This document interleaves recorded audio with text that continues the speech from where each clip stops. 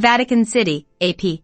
Pope Francis on Friday made a historic apology to Indigenous peoples for the deplorable abuses they suffered in Canada's Catholic-run residential schools and said he hoped to visit Canada in late July to deliver the apology in person to survivors of the Church's misguided missionary zeal.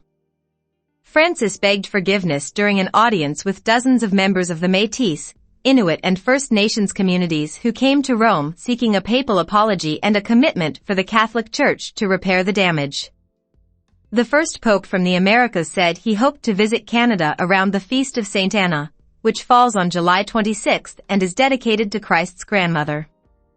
More than 150,000 Native children in Canada were forced to attend state-funded Christian schools from the 19th century until the 1970s in an effort to isolate them from the influence of their homes and culture.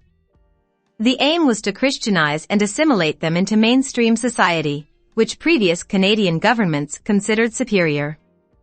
The Canadian government has admitted that physical and sexual abuse was rampant at the schools, with students beaten for speaking their native languages. That legacy of that abuse and isolation from family has been cited by Indigenous leaders as a root cause of the epidemic rates of alcohol and drug addiction now on Canadian reservations.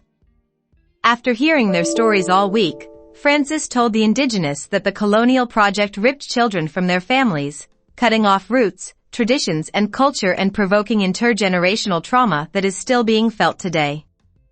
He said it was a counter-witness to the same gospel that the residential school system purported to uphold. For the deplorable conduct of those members of the Catholic Church, I ask forgiveness of the Lord, Francis said. And I want to tell you from my heart that I am greatly pained. And I unite myself with the Canadian bishops in apologizing. The trip to Rome by the Indigenous was years in the making but gained momentum last year after the discovery of hundreds of unmarked graves outside some of the residential schools in Canada. The three groups of Indigenous met separately with Francis over several hours this week, telling him their stories, culminating with Friday's audience. Francis spoke in Italian and the Indigenous read his remarks in English translations. The president of the Métis National Council, Cassidy Caron, said the Métis elder sitting next to her burst into tears upon hearing what she said was a long overdue apology. The Pope's words today were historic, to be sure. They were necessary, and I appreciate them deeply, Caron told reporters in St. Peter's Square. The spiritual advisor of the Assembly of First Nations delegation, Elder Fred Kelly, echoed the sentiment. Today is a day that we've been waiting for. And certainly one that will be uplifted in our history, he said. It's a historical first step, however, only a first step. He and other Indigenous leaders said there was far more for the Church to do on the path of reconciliation, but that for now Indigenous leaders insisted on being involved in organizing the papal visit to make sure Francis stops in places that hold spiritual importance to their people. Naten Obud, president of the Inuit Taprit Kanatami, thanked Francis for addressing all the issues the Indigenous had brought to him. And he did so in a way that really showed his empathy towards the Indigenous people of Canada, he said. Nearly 3/4 of Canada's 130 residential schools were run by Catholic missionary congregations.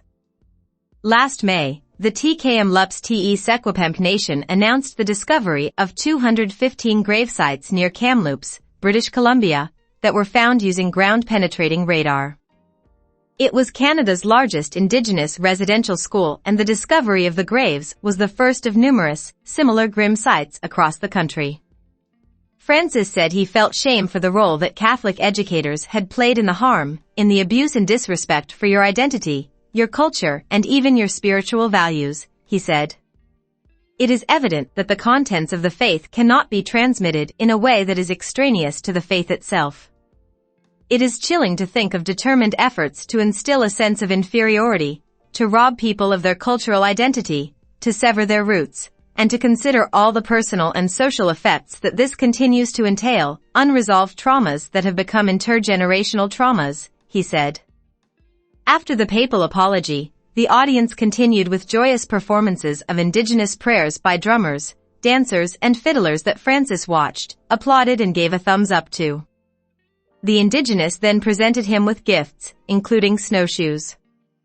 Francis' apology went far beyond what Pope Benedict XVI had offered in 2009 when an Assembly of First Nations delegation visited. At the time, Benedict only expressed his sorrow at the anguish caused by the deplorable conduct of some members of the Church. But he did not apologize. The Argentine Pope is no stranger to offering apologies for his own errors and for what he himself has termed the crimes of the institutional Church.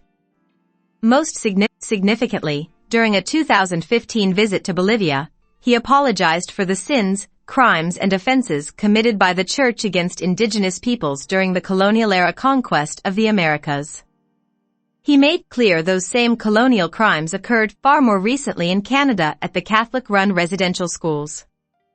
Your identity and culture has been wounded, many families separated, many children have become victims of this homogenization action, supported by the idea that progress occurs through ideological colonization, according to programs studied at the table rather than respecting the lives of peoples, he said.